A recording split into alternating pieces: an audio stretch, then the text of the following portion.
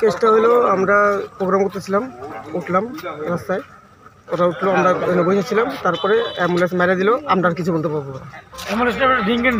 ঠিক আছে, তারপরে আমরা যেটুকু সাহায্য করার ওটুকু করলাম, গাড়িতে তুললাম, নিয়ে আসলাম হসপিটালে। বাইশ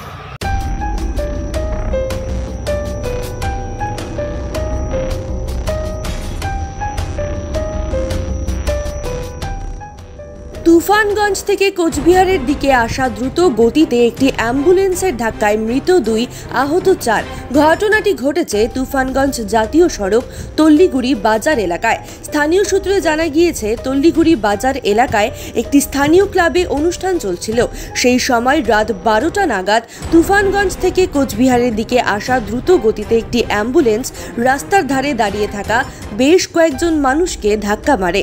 পরবর্তীতে স্থানীয়রা দ্রুততার সাথে তাদেরকে উদ্ধার করে কোচবিহার মহারাজা জিতেন্দ্র মেডিকেল কলেজ ও হাসপাতালে নিয়ে এলে চিকিৎসকরা দুজনকে মৃত বলে ঘোষণা করে। বাকিদের হাসপাতালে ভর্তি করা হয়েছে, তাদের অবস্থা আশঙ্কাজনক।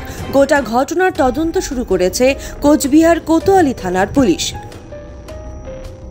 কেসটা হলো আমরা প্রোগ্রাম করতেছিলাম, উঠলাম রাস্তায়, ওরা উঠলো, আমরা বসেছিলাম, তারপরে অ্যাম্বুলেন্স মেরে দিল, আমরা আর কিছু বলতে পারবো না।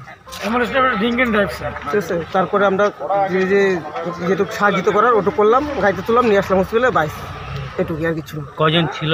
কজনকে মারছে আর কি? ওটা বলতে পারবো না, আমাদের গাড়িতে 2জন ছিল। আপনাদের গাড়িতে 2জন ছিল, আপনার 2জনকে নিয়ে আসছে? হ্যাঁ।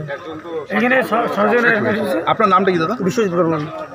ওখানে একটা বাচ্চাদের প্রোগ্রাম হচ্ছিল ছোট, আমাদের গ্রামের একটা ক্লাব আছে, সেই ক্লাবের প্রোগ্রাম হচ্ছিল। তার এই একটা ওখানে প্রোগ্রাম চলাকালীন একটা অ্যাম্বুলেন্স, তার লাইট জ্বলে না, হেডলাইট জ্বলে না, আর শুধু ড্রাইভার ছিল গাড়িটাতে, আর 3জন সাইডে ছিল, 5-7 জন। 5জনকে ধাক্কা মারছে। ধাক্কা মারার পরে অ্যাম্বুলেন্সটা সাইড হয়ে গেছে।